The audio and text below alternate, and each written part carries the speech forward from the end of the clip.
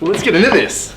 Yes. It's all rolling. We've got a camera at the back filming behind the scenes. Everybody, What's up, Double Life Mike? Hey guys. Everybody, this is Michael Drysdale. The reason I've got him here today, special guest, welcome. Thank you. It's official. Pleasure to be You're here. in the cave. Yeah. And the reason I wanted to get you here is because we have a few things in common. Yeah. And one's acting, another was like entrepreneurship, qualities, YouTube channel, and also you're just another young dude who is just kind of stepping up, you're not taking no for an answer and just going, screw it, I'm just going to do it. You know what I mean? Yeah. And just going with it. So the same person. We are literally the same person. With my Pokemon cards. Captain Planet, unite! With our powers combined.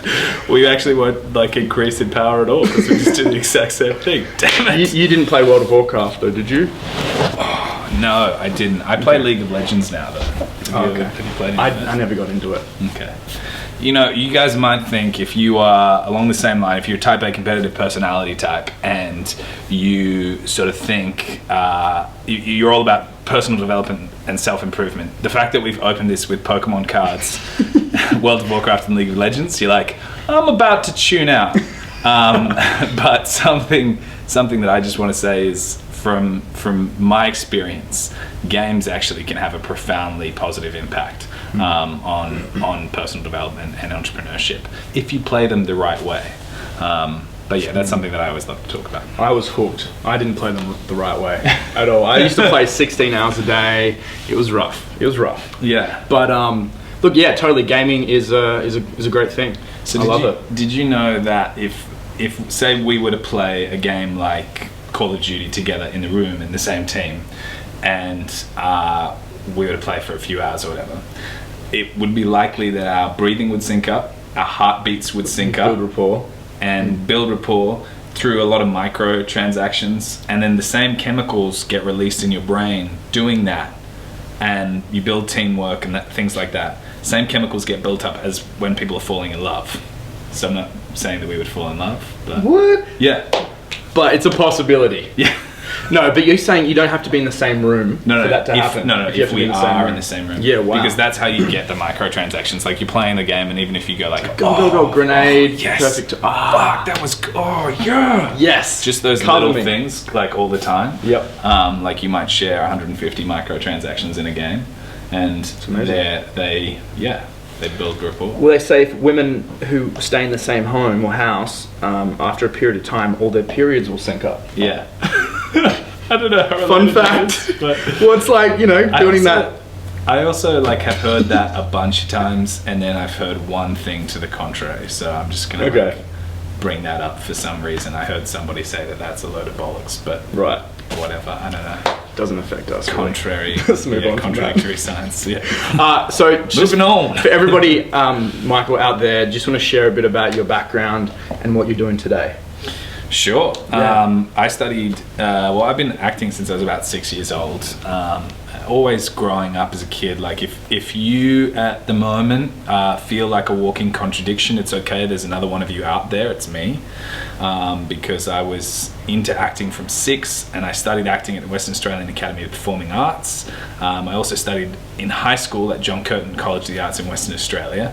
But at the time, I played AFL for Western Australia when I was 15 as a ruckman, and then I stopped growing. I'm the same height as I was when I was 15, so there went that career. But basically at that age of 15, I probably could not have felt more alone, because there I was playing AFL at a really high level, and all I wanted to do was talk about sport, because I found sport really interesting to talk about at the time. I didn't find art that interesting to talk about. I still don't find art in a vacuum that interesting to talk about. I find what you can do with art and what you can do for an audience interesting to talk about. But basically none of my drama friends at high school wanted to talk about football, and none of my football friends wanted to talk about drama, so I was left in the middle with, and then also I went to a performing arts high school and a soccer high school, and the soccer guys were just like, he's a drama thug, we don't want to talk to him. So stuck in that. Ended up going to Whopper, Great 3 years, a lot of trials and tribulations. You know, drama schools, they rip you down and then build you back up again, hopefully. In some cases. Then got out into the big bad world, acted in Sydney, 2011 moved out over here, and then kind of realized that in a lot of ways, the old mantra that our parents told us since we were this tall, that if you work hard enough you can accomplish anything, wasn't an out and out lie, but there was definitely fault to it. It's a different world we live in. Yeah, and there's times when hard work will work, and there's times where it just won't. And there are times where your goals will mislead you, and your goals will send you down a garden path that is just like leading to pain and suffering. I hate that feeling. Yeah, and it's just like, that's okay, because you can still achieve exactly what you want to achieve if you just rejig that and change course like a little bit. If you just change course a little bit, you can get what you want, but you have to be able to take a step back. If you're in it the whole time, You're it's right. like the difference between working in your business and working on your business. Yeah. If you can sort of step out and go, let me actually assess the situation rationally rather than being in it emotionally. If you have the ability to do that, then you might be able to change your course, and then you might be able to figure out what's going wrong.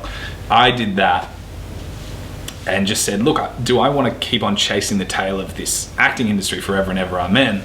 Or do I want to actually do what I want to do, actually get in front of an audience? And that's when I decided to start doing YouTube, because I was like, with YouTube I can pick myself and I can just do it, and I can ship it every week, and I have to do that because I know that if you want to be successful on YouTube, you got to be consistent. So it's like you got to ship, and you got to create, you got to write it, you're editing, you're doing the whole thing. Yeah. How have you found it? Because when did you start? Like a month ago? So nearly 7 weeks ago. 7 weeks, yeah. Yeah, it'll probably be 7 weeks when this goes up. And yeah, it's been... Is it what you thought it would be? Yeah. 'Cause I've got a lot of friends, they've just started a YouTube channel, or they're filming and they're going to put it together. Right. Is the YouTube thing I don't think I had rose-colored glasses on when I was heading into it. So for me, I think it is what I thought it would be. Like a nightmare at times, but ultimately like so rewarding. And then frustrating because so I have a video. If there's one video that I ask you to check out, it's the one choice that every successful person has to make. Because that video on Facebook, who does nothing for its creators, does not offer any revenue streams at all. It reached 16,000 people, got viewed 5,000 times, got shared 55 times. This is your video? Yeah. 250 plus reactions. On Facebook? Yeah. Okay, Facebook. On Facebook. Okay.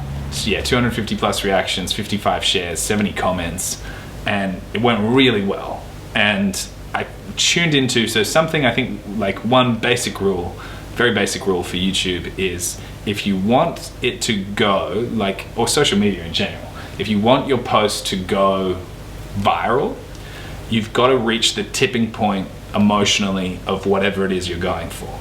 So if it's funny, it's got to be hilarious. If it's inspiring, it's got to be awe-inspiring. If you know, so it's like you've just got to reach the extreme level of whatever it is. If it's a tearjerker, it's got to make you bawl.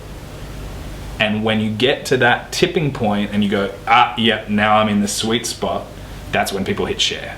If it's lukewarm, people don't share. Right. It's a competitive market. So how did you do that with yours?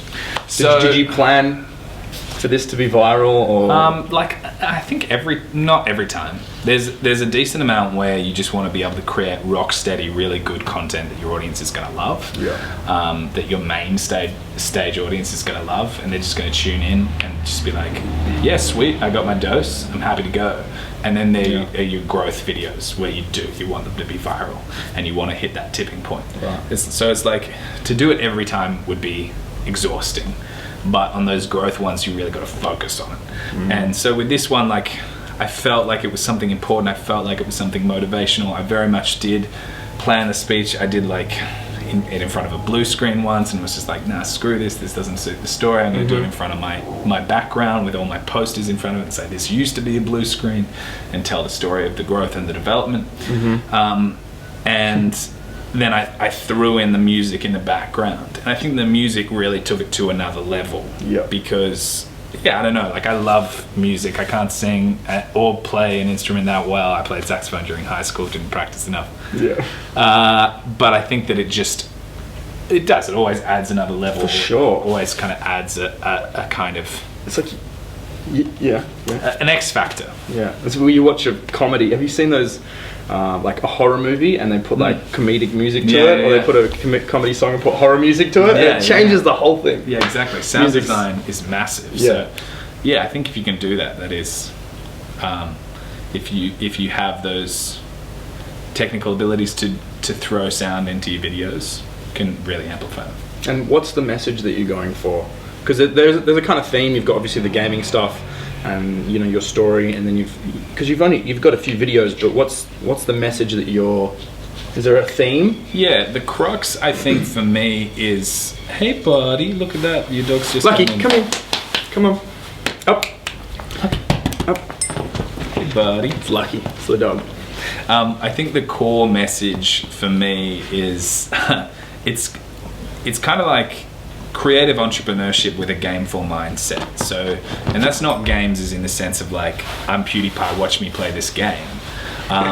But games in the sense of like, what can we learn from games? How can we make life more like games to make us more productive, more powerful, and more driven? And I want to speak to purpose-driven individuals who might be burnt out, who might be sort of suffering from a 9-to-5 grind, or feeling like their dreams are like on the back burner because life got in the way.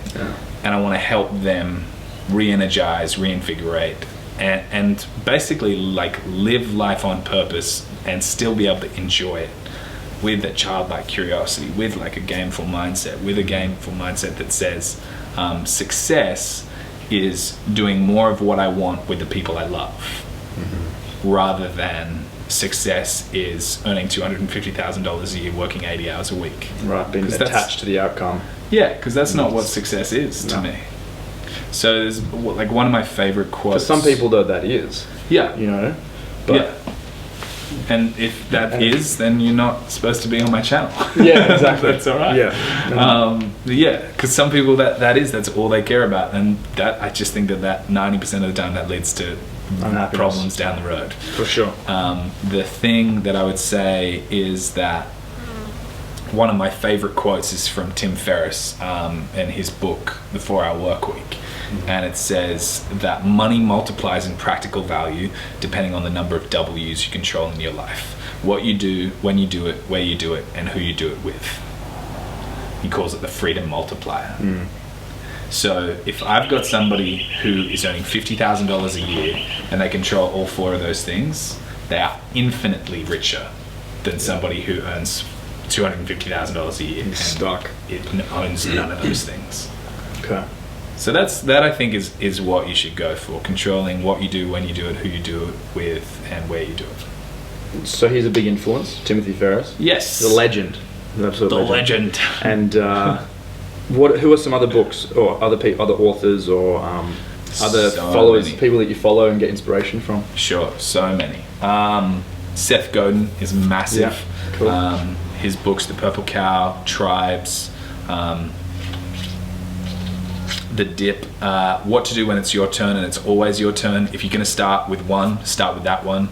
If you're like feeling tentative about it, because that one will get you hooked and it's really easy to read. It's like a big coffee table book, but every single page is just golden. Malcolm Gladwell I like. Jane McGonigal is a massive influence. She has a PhD in gaming. That's a thing. That's a thing? Yeah, she has a PhD in gaming. Wow. She has 2 books. One's called Super Better, and the other one is called Reality is Broken. Right. And they're both fantastic. There's a game called Flow as well, on what gaming does for us, by a guy whose name I can't pronounce, but if you type in Flow, you'll be able to find it.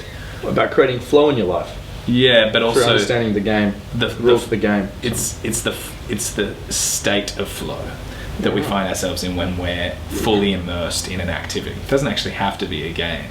Could be like creating building a cabinet or something, cleaning or whatever. Yeah, but it's like, so there's a massive misconception, right, that about what is fun and what are feel-good activities that we do as people.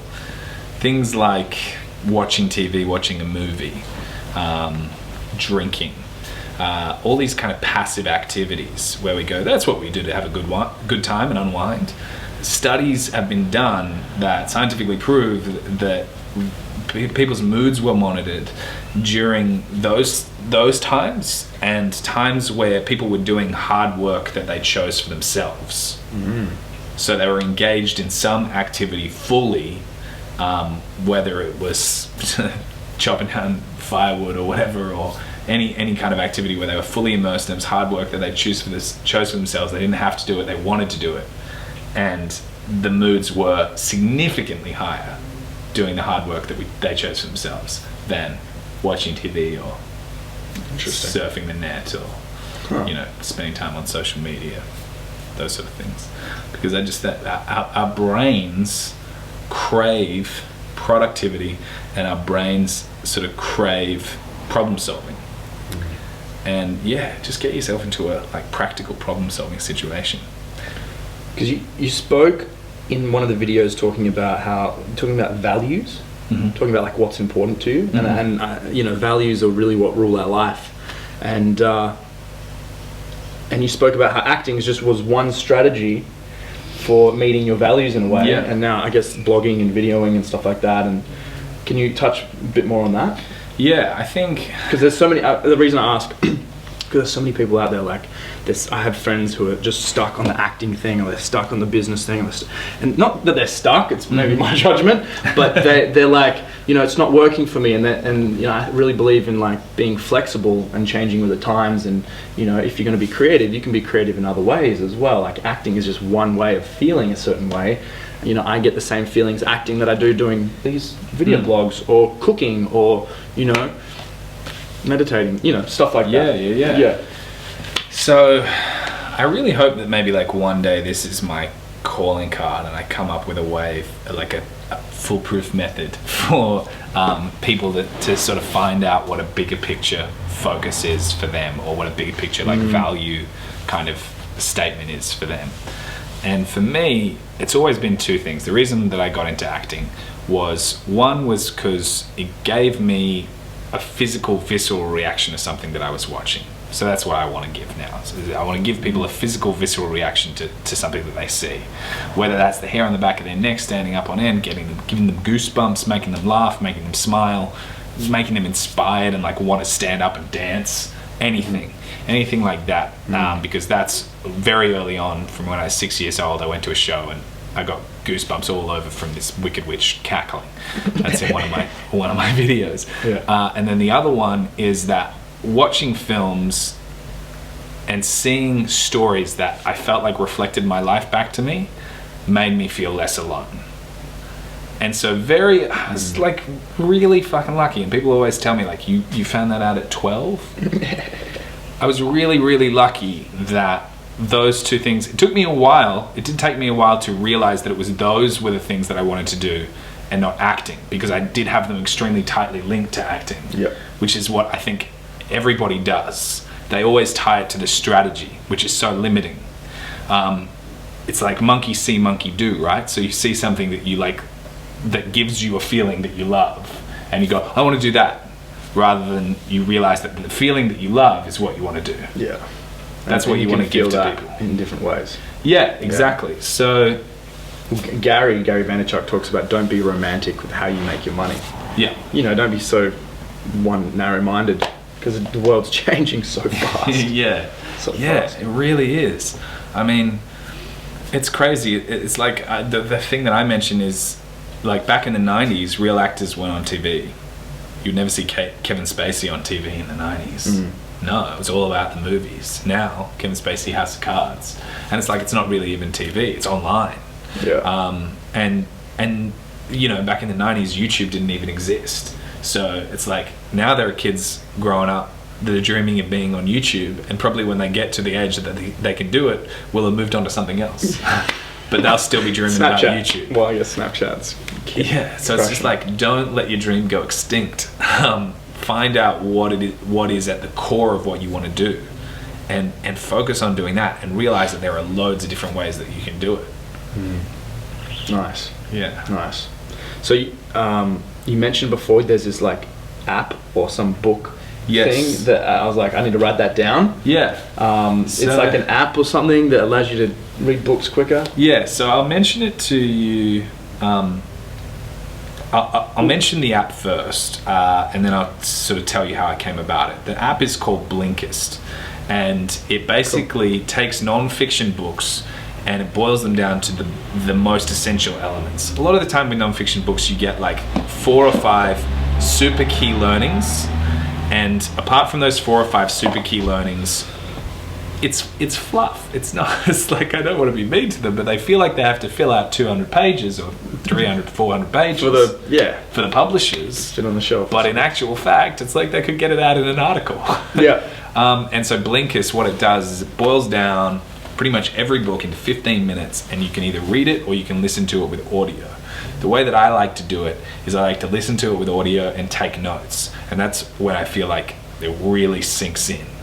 And so, like, if you've got a spare hour, you can get through 4 books. You know those books that and I know that you've got them because I had them, and that's when this became like a godsend. I know that you've got the books that have been sitting on your shelf or on your to-do list for a long time, but they're just a bit too big or they're a bit too dry. You're like, I've got a couple, yeah. I know that there is gold in that, but I just can't be bothered. Yeah.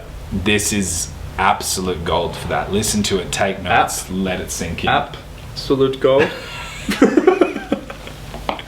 Yes, absolute gold. Yeah. So this is.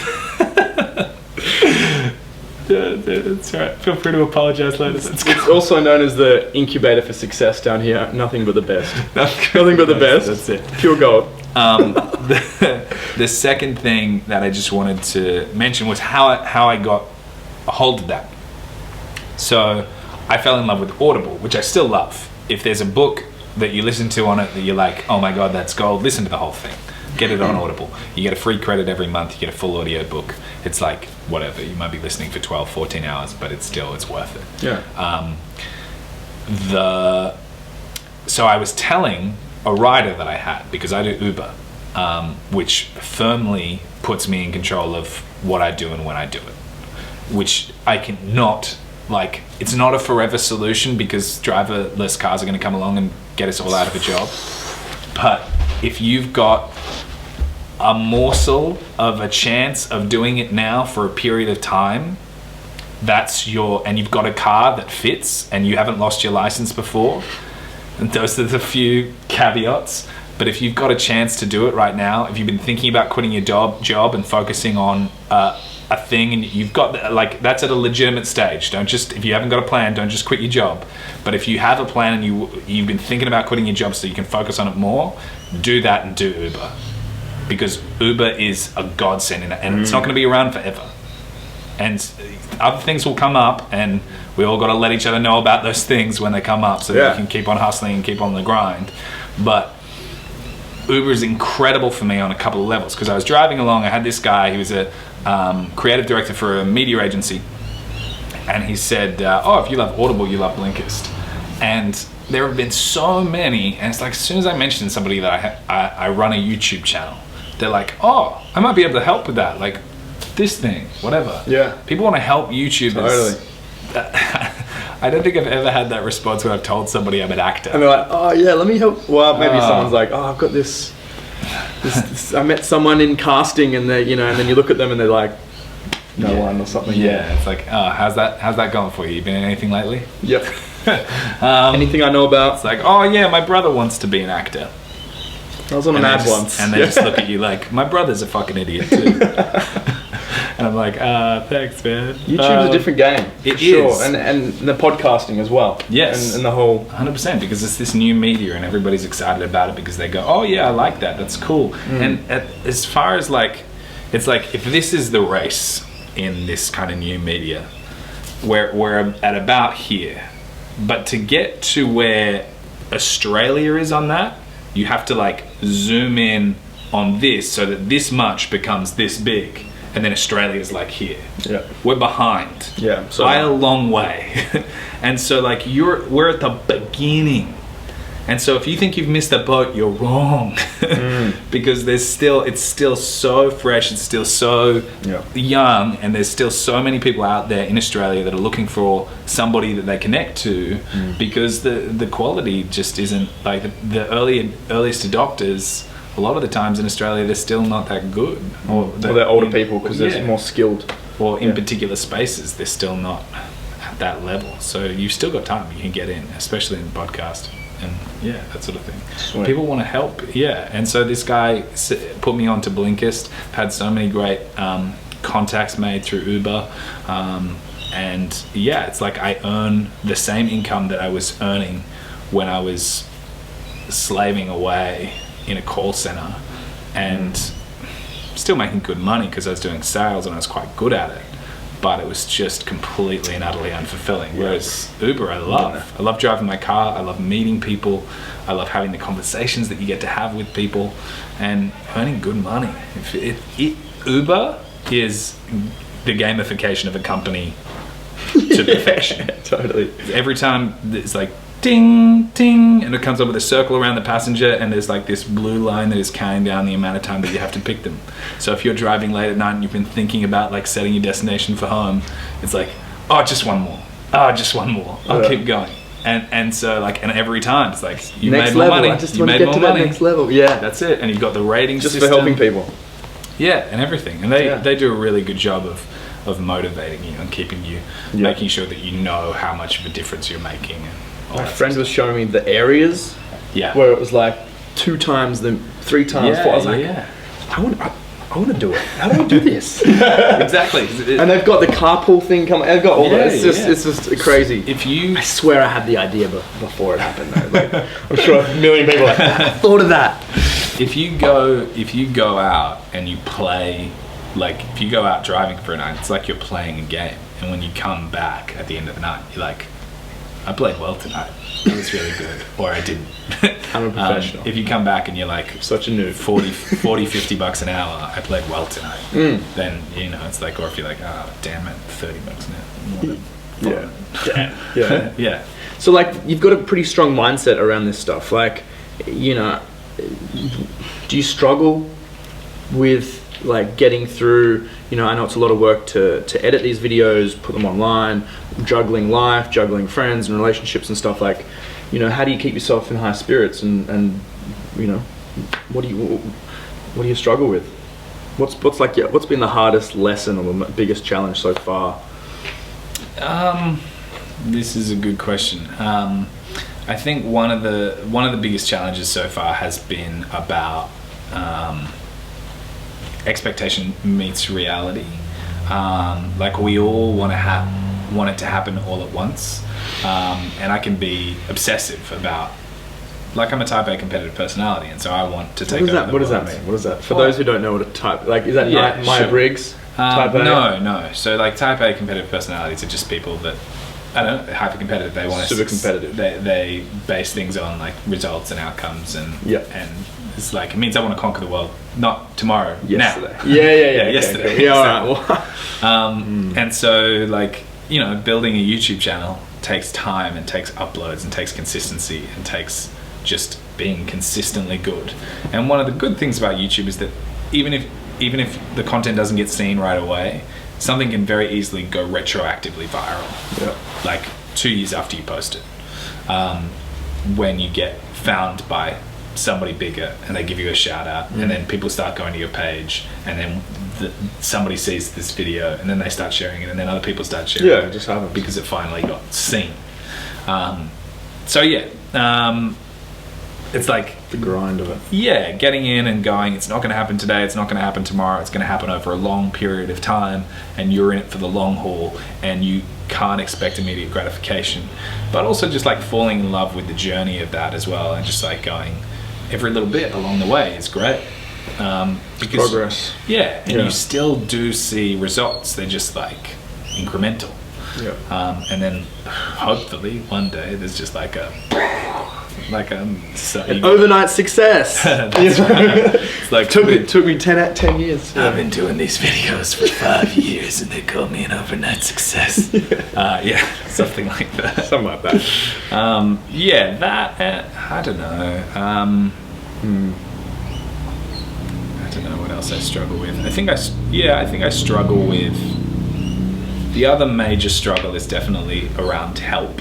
Is definitely around finding other people who are as passionate as you are.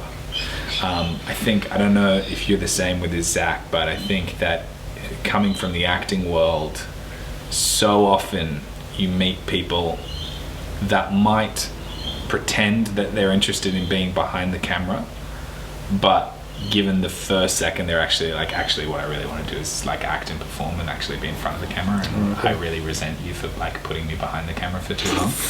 Like anything to do from a technical standpoint, it's just like, come on, there are people out there, there are cinematographers, there are editors, there are sound people that love the shit out of it. Yeah. The problem is, I guess that they're in work, and I guess that they're focusing on advertising or what have you.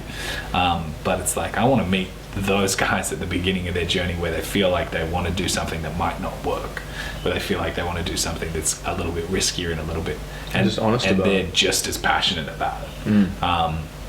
Because it's like, I know that you know these feels as well. If you're watching this, you will be watching it and you'll be saying, yeah, I've got this vision, I've got this thing, and nobody cares about it as much as I do. And for a good portion of it, you're gonna have to do it by yourself. And then eventually your vision will be amplified enough that people will want to follow, and then they'll jump on board. But during the period where you're doing it solo, it is hard, because you're like, am I doing this right? Is this really, do people really care? There's a good article called 1000 True Fans by Kevin Kelly that's worth checking out for that. That's, I think, is your tipping point. Which talks about if you can have 1,000 true fans as a creative, or as whatever you're doing that you love, if you just have 1,000 true fans, you can make a really great living and be able to do more of what you love. Yeah, because those people will, it's basically the 80-20. So there's a rule called the Pareto's law, and it's the rule of 80-20, which is basically that 20% of anything, 20% of the actions taken will provide 80% of the results. So 20% of your customers will buy 80% of your, or produce 80% of your revenue. 20% of your salespeople will make 80% of your sales. 20% of your friends will create 80% of the drama in your life, and 20% of your friends will create 80% of the joy. So it's like figuring out and hacking and really, like, you can apply Pareto's law to so much of your life, and just finding out what are the good 20% that I should keep on focusing on and growing, and what are the bad 20% that I should just let go of, because there are 20% of your behaviors and your actions that create 80% of the dramas in your life. And it's like, if you can actually just address that 20% of those behaviors, then you can knock that out. Yeah. Nice. Thanks for sharing, man. It's not easy sharing your struggles sometimes. Like, I can totally relate. Like, I used to just say yes to everything, and I'm like, well, as a competitive person, I'm like, I can do it, and then just, drive myself into the ground being overwhelmed, or I used to have like adrenal fatigue and stuff like that. It's the pressure of that as well. And then, going out as an entrepreneur, like shooting these videos, you don't really know who's going to watch them, if they're going to be any value. This is freaking great value here though. But it's like, you're just kind of doing it because you love it, and hopefully people are going to come along for the journey, and if not, that's totally fine. And you're kicking the viral thing, man. That's so good, the viral video. Soon, one day. That's cool. And I guess just for some of the people who are wanting to start a YouTube channel, what's some of the equipment that you have just to help them on their way? Let's get it. Yeah, let's get it. I'm going to be right back.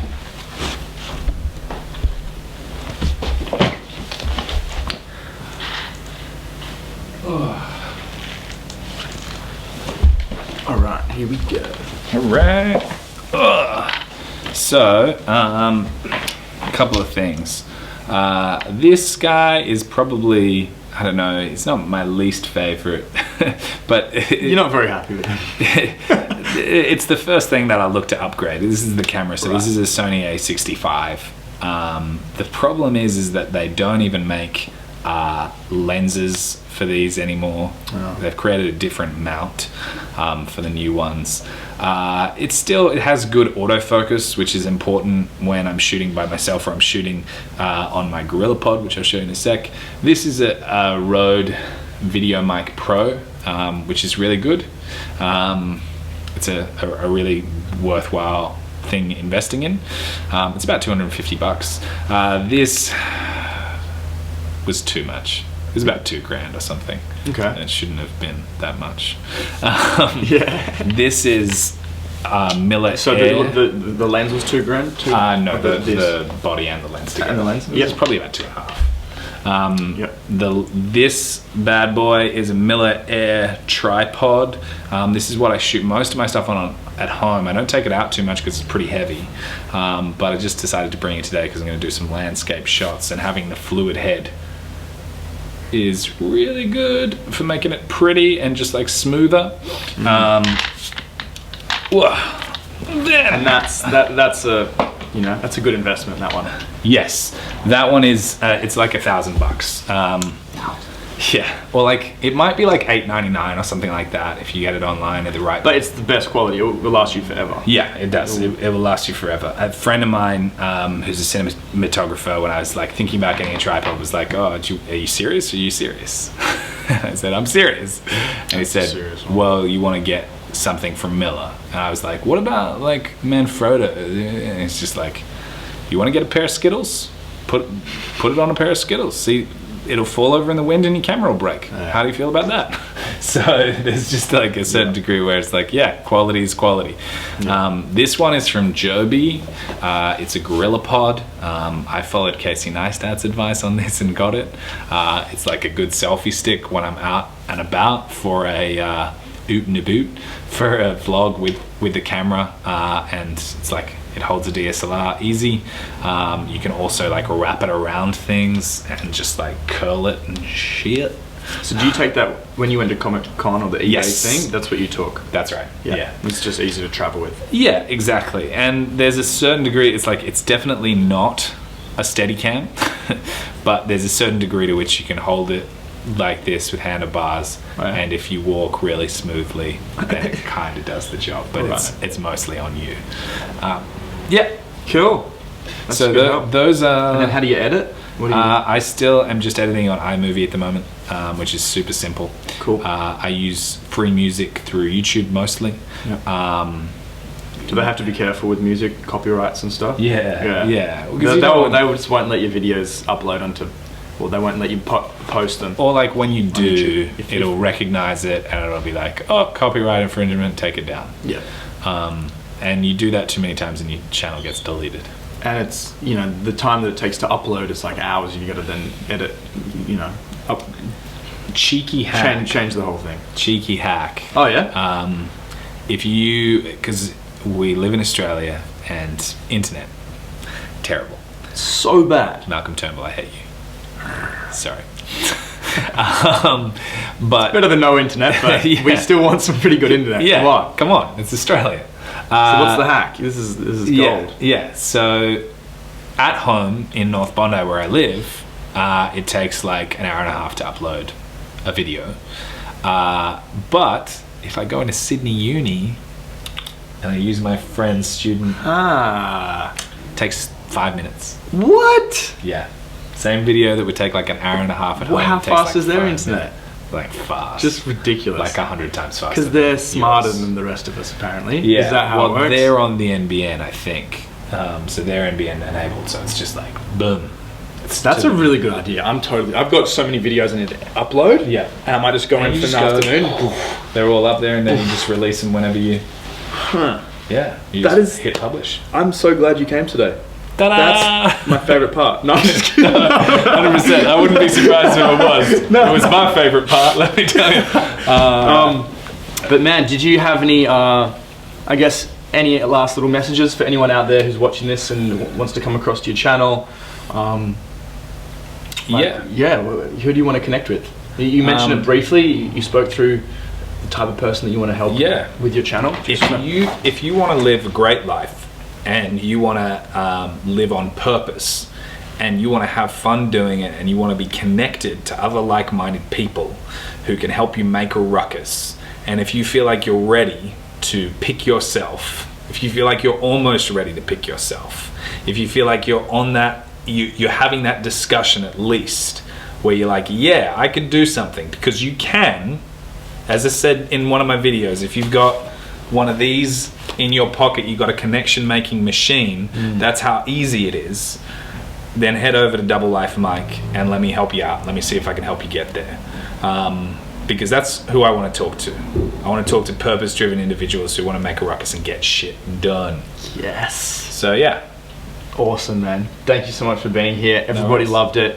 Check out his channel. We're going to have it pop up on the screen and down below. Check out Double Life Mike, and stay tuned for more videos very soon. Like, subscribe, and share. Yeah, if you're not new here, make sure you hit the subscribe button on Zach's channel, Raw Cave. Do it. Check it out. So thanks, bro. Thank you, man. Till next time. Yes. Peace. Bye.